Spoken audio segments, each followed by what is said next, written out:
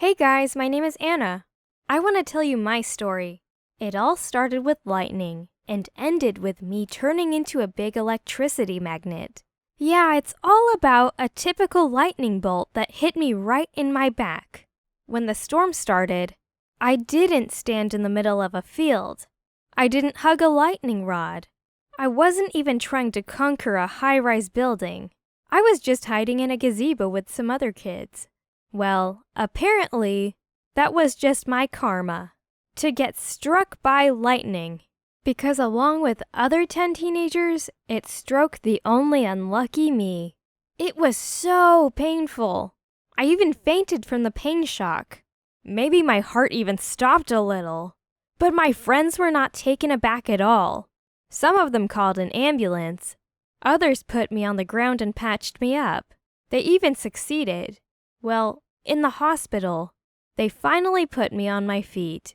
So I managed to overcome the revenge of this disgruntled Zeus. Just some scars on my back remained. But it's even fun. Now I have kind of a tattoo or something. But then the problems started. As for the trauma, I experienced it without any serious consequences for myself. But something inside changed me. I don't know how or why, but I've become kind of a conductor for something. At first, people electrocuting me made us terribly laugh. Well, by us, I say me and my friends. My mom was always crying and praying I was alive after all. Later, it stopped being funny. Anyone touching me in person would get a very unpleasant shock. My boyfriend left me first, because he was tired of being constantly electrocuted. Of course, he was not ready to wear rubber boots for the sake of our relationship all the time. Well, some of my friends remained, but they tried not to touch me. And I'm very tactile, you know? I love to touch everything around, but I had to learn to restrain myself not to injure others. The next surprise opened right in the hospital, but doctors didn't tell me about it immediately. The thing is, there were some devices in my room. You know, heart rate checking, an emergency resuscitation machine, and some other electronic things. But on the second day of my stay there was only a tonometer and a manual resuscitator that worked on mechanics. But on the second day of my stay, there was only a tonometer and a manual resuscitator that worked on mechanics. The rest of the equipment was taken away somewhere because it all went out of order at once. Yeah, and it was expensive equipment.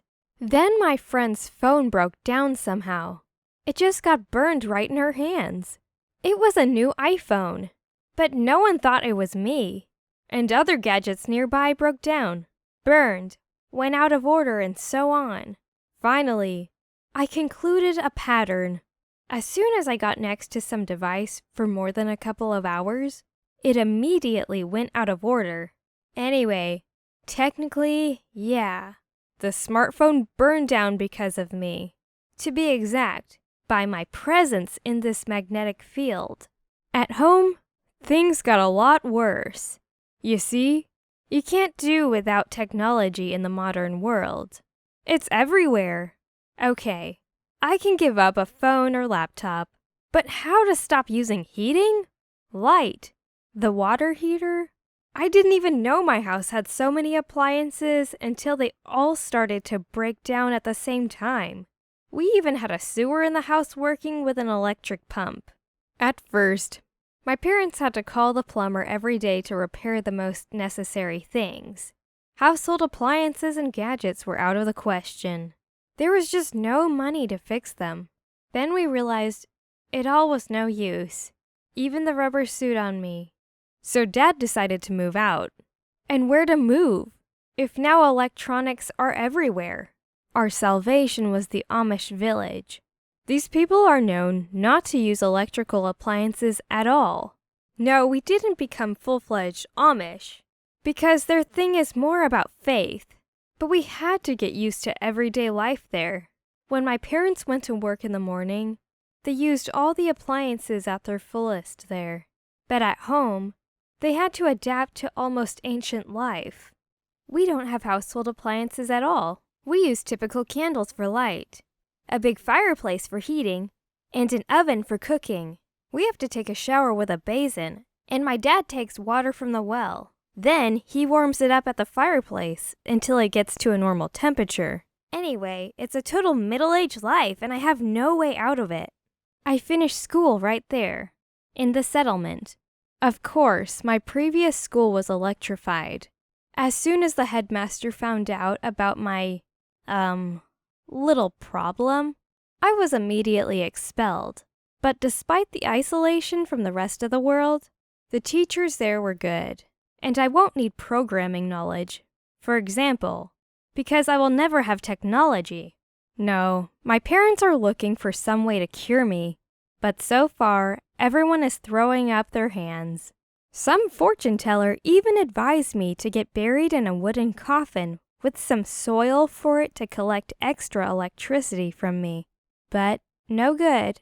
Or rather, yeah, I got better for a couple of days. But then it all came back, and I was not prepared to live in a coffin with soil inside. I would like to believe that soon doctors, sorcerers, or at least someone will come up with something. But, guys, appreciate your life and what you have. Write in the comments your theories and versions of what happened to me. I promise to try everything you advise. And don't forget to enjoy every day of your life, especially of what is given to you.